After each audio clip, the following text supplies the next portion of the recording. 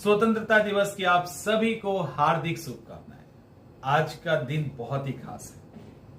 आज हम लोग अपने वीरों को याद करते हैं, उनको नमन करते हैं।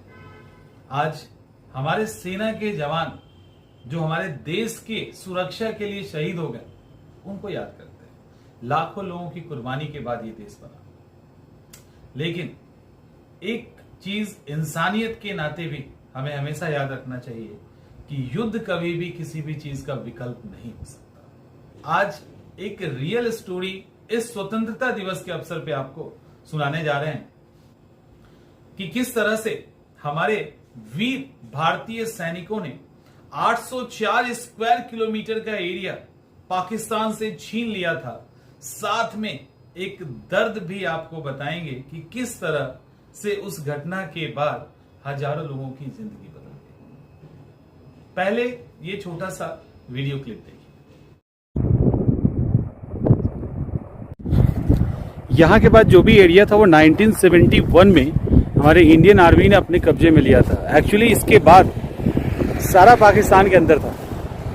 ये जो पुल है ना लकड़ी का, इसके बाद सारा एरिया पाकिस्तान के अंदर था। 1971 में ऑपरेशन हुआ और हमारे इंडियन आर्मी ने पाकिस्तानियों को खदेड़ दिया। लेकिन इसमें जो बॉर्डर पे लोग रह रहे थे उनको बहुत कष्ट झेलना पड़ा, इस मायने में कि आप ये कह सकते हो कि वो लोग खेती करने के लिए इधर आया करते थे।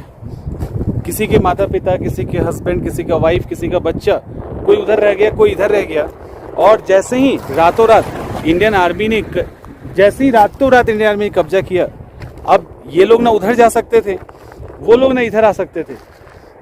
करीब आई थिंक 15, 20, 25 साल के बाद ये लोग बाघा बॉर्डर के थ्रू एक दूसरे से मिले।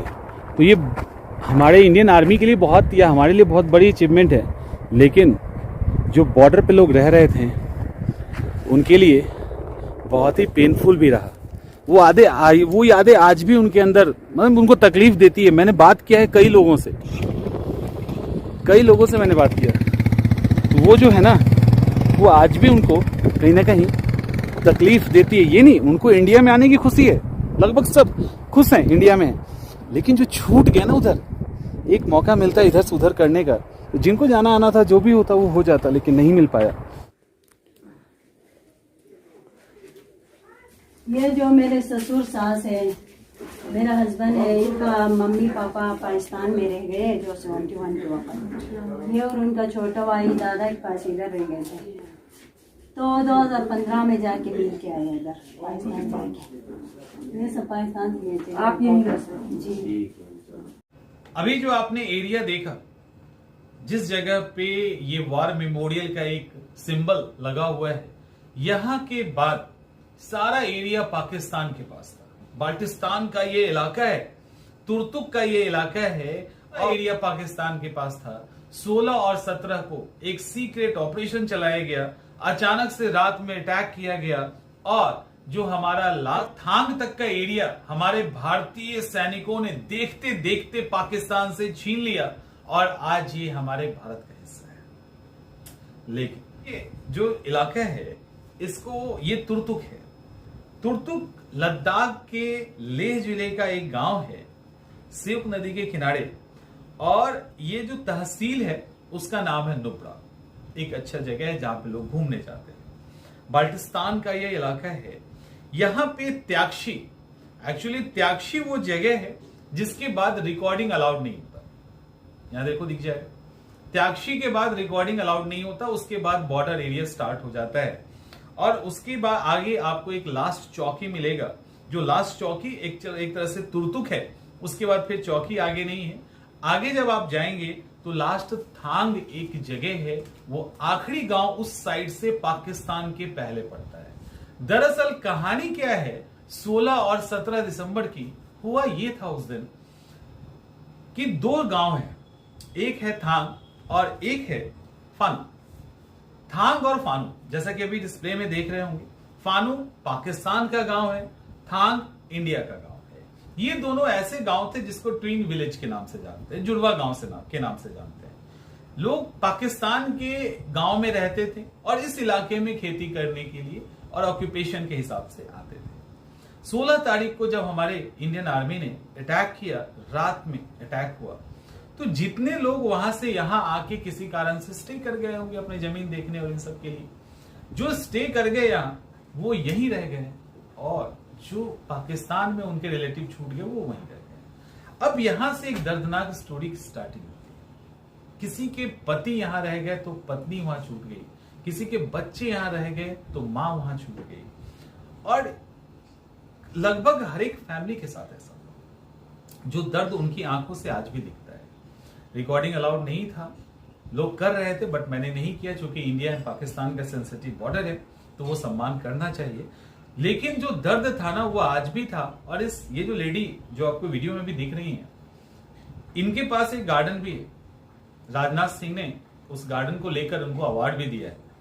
उस क्लाइमेट में अलग अलग क्लाइमेट के फ्रूट एंड वेजिटेबल उनके गार्डन में होता है।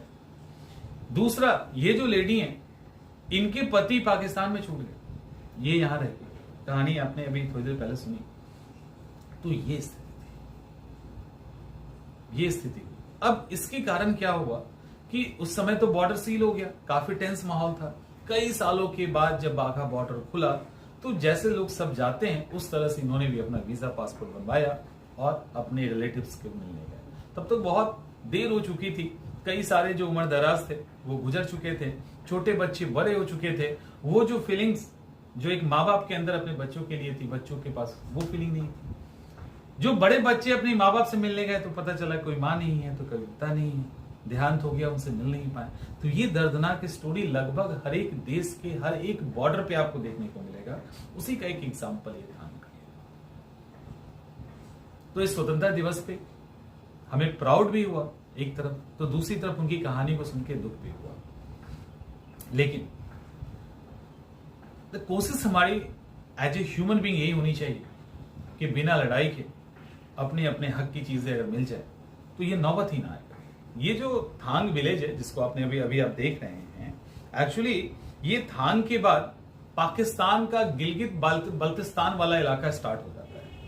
और ये जो लाइन देख रहे हो ना, डू नॉट क्रॉस समथिंग लिखा हुआ, ये लाइन, इसके अगर आप लेफ्ट में अपने पैर को रखते हैं तो वो पैर आपका पाकिस्तान में होगा, राइट का पैर इंडिया में होगा। तो लेफ्ट पाकिस्तान और राइट इंडिया, इतना ही इंडिया और पाकिस्तान का वहां पे बॉर्डर में अंतर है। एक मोटी सी तार की रस्सी खींची गई है, उस तरफ पाकिस्तान है, इस तरफ इंडिया है। पाकिस्तान की तरफ जाने से मना किया जाता है क्योंकि उधर माइंस बिछाया हुआ है। तो इस तरह से इंडिया और पाकिस्तान की एक छोटी सी कहानी थी। सोचा स्वतंत्रता दिवस का एक अच्छा मौका है, क्यों ना आपके साथ शेयर किया।